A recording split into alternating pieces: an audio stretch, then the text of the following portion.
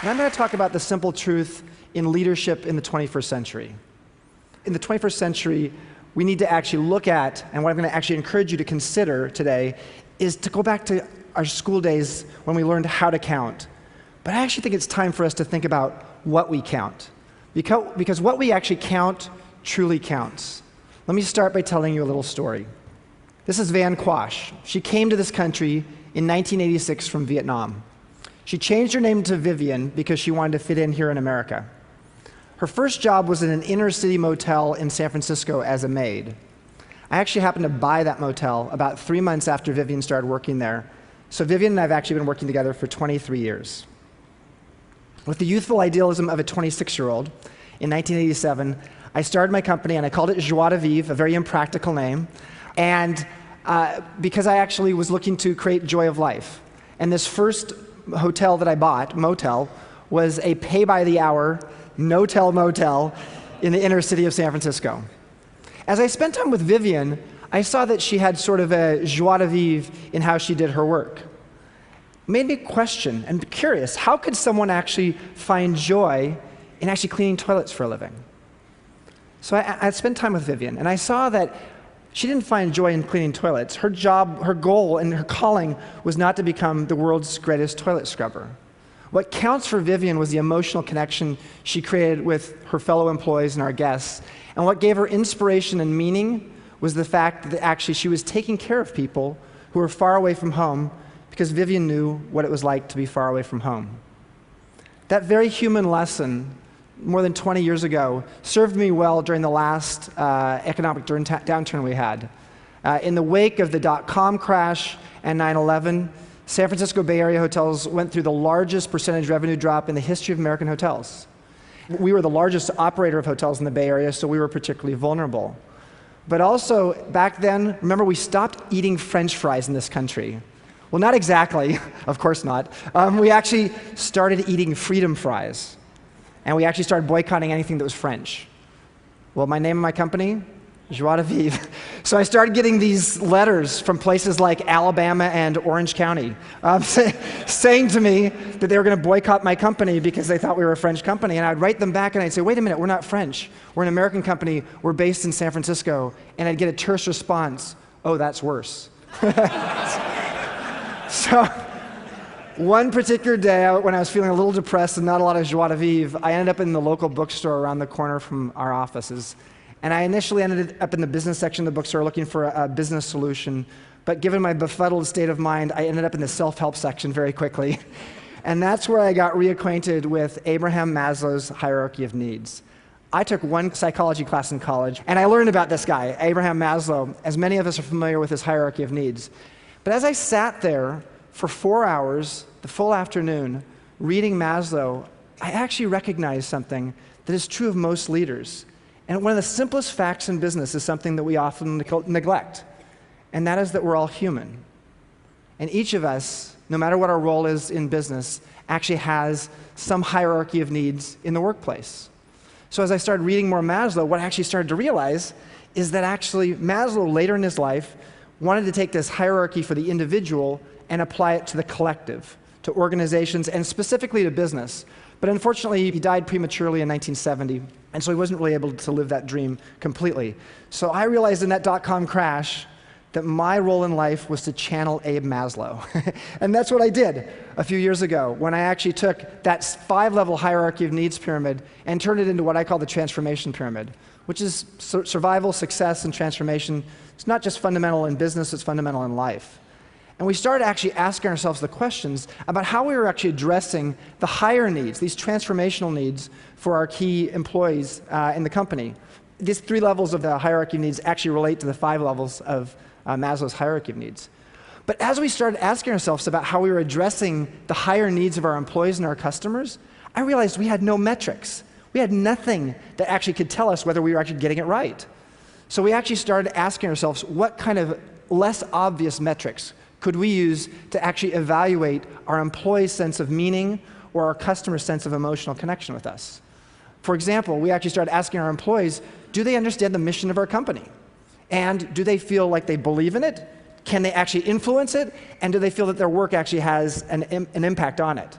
And we started asking our customers, did they feel an emotional connection with us in one of 7 different kinds of ways?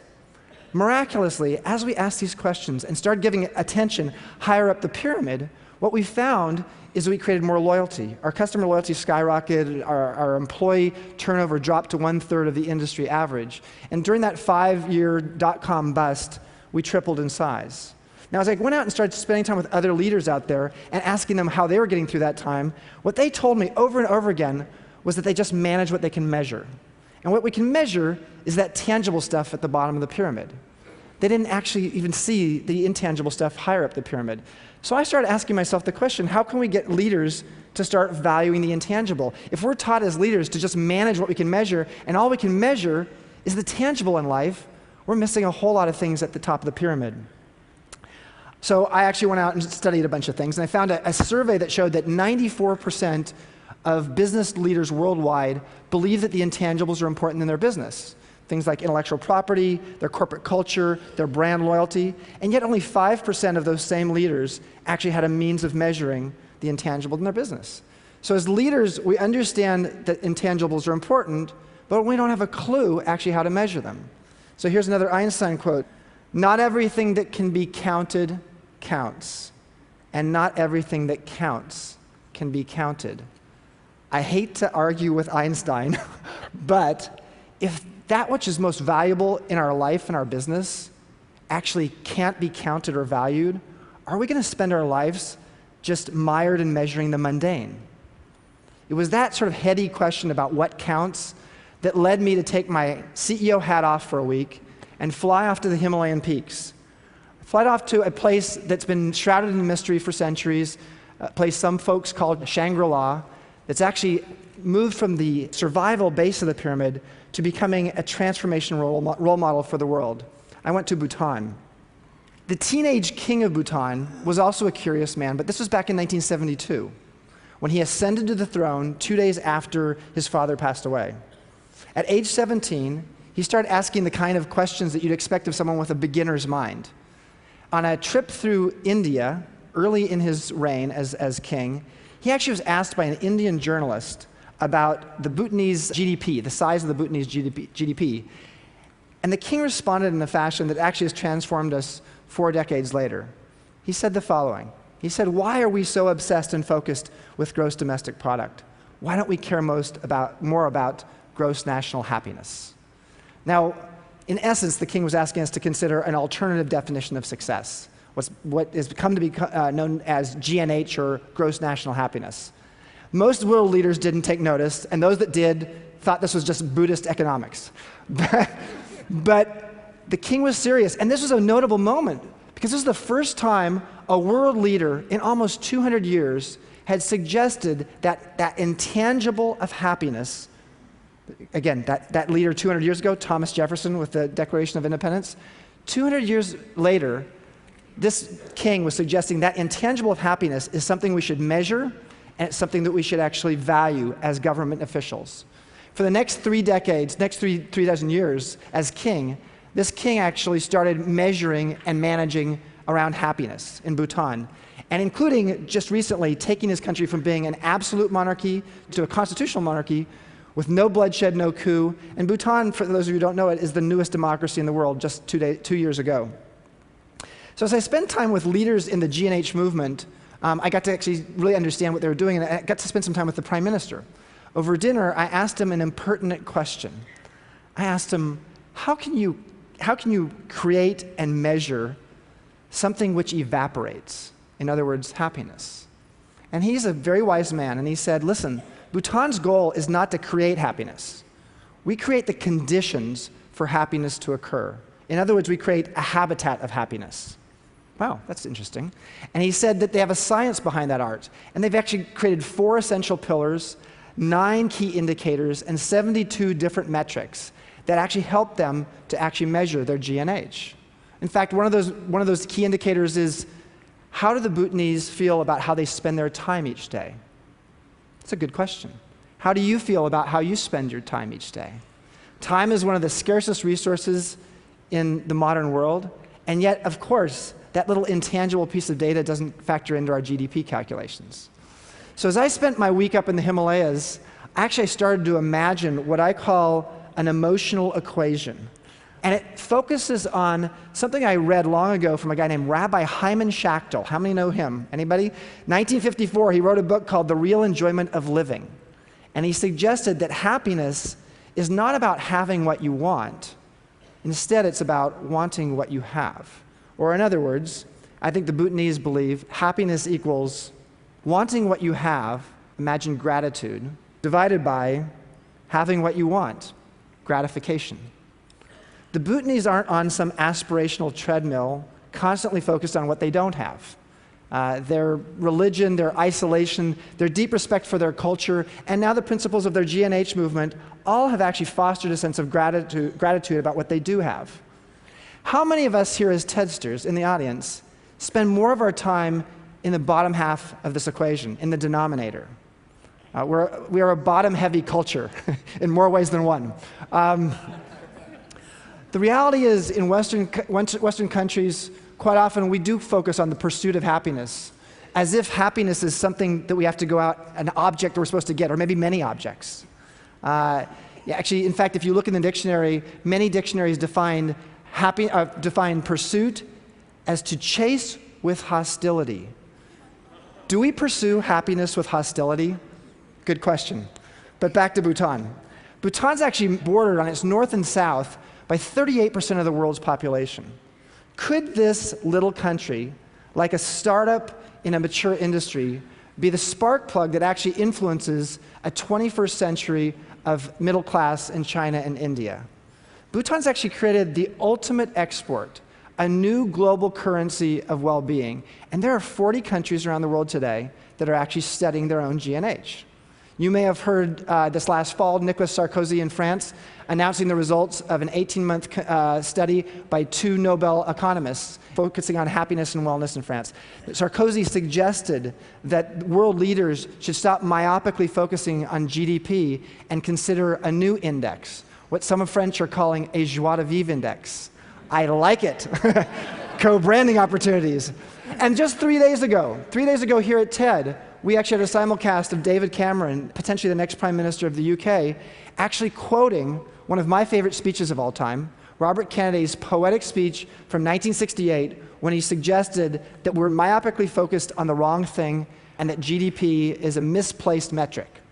So it suggests that the momentum is shifting. I've taken that Robert Kennedy quote and I've actually turned it into a new balance sheet for just a moment here. This is actually a collection of things that Robert Kennedy said in that quote. GDP counts everything from air pollution to the destruction of our redwoods, but it actually doesn't count the health of our children or the integrity of our public officials. As you look at these 2 columns here, doesn't it make you feel like it's time for us to actually start figuring out a new way to count, a new way to actually imagine what's important to us in life?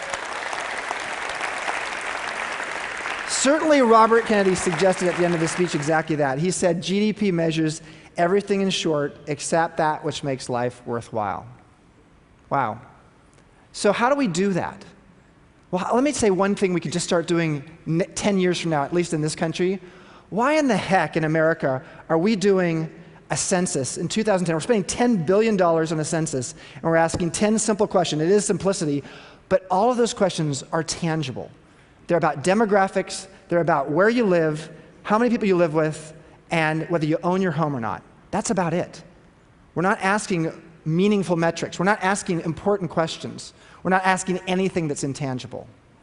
Abe Maslow said long ago something you've heard before, but you didn't realize it was him. He said, if the only tool you have is a hammer, everything starts to look like a nail. We've been fooled by our tool. Excuse that expression. We've been fooled by our tool. GDP has been our hammer, and our nail has been a 19th and 20th century industrial era model of success. And yet 64% of the world's GDP today is in that intangible industry we call service, the service industry, the industry I'm in. And only 36% is in the tangible industries of manufacturing and agriculture. So maybe it's time that we get a bigger toolbox, right? Maybe it's time we actually get a toolbox that doesn't just count what's easily counted, the tangible in life, but actually counts what we most value, the things that are intangible. I guess I'm sort of a curious CEO.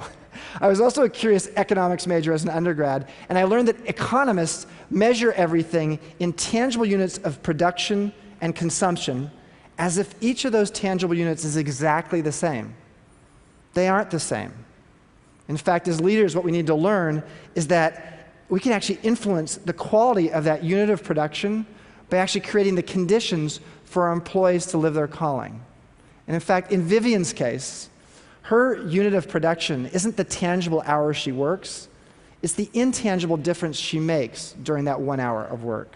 This is Dave Erringdale, who's actually been a longtime guest at Vivian's Motel. He stayed there 100 times in the last 20 years. And he's loyal to the property because of the relationship that Vivian and her fellow employees have created with him. They've created a habitat of happiness for Dave. And he tells me that he can always count on Vivian and his staff and the staff there to make him feel at home.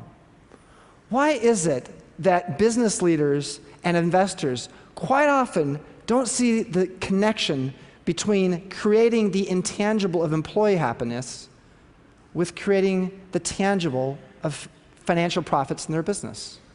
We don't have to choose between inspired employees and sizable profits. We can have both. And in fact, inspired employees quite often help make sizable profits, right? So what the world needs now, in my opinion, is business leaders and political leaders who know what to count. We count numbers. We count on people. What really counts is when we actually use our numbers to truly take into account our people. I learned that from a maid in a motel and a king of a country. What can you start counting today? What one thing can you start counting today that actually would be meaningful in your life, whether it's your work life or your business life? Thank you very much.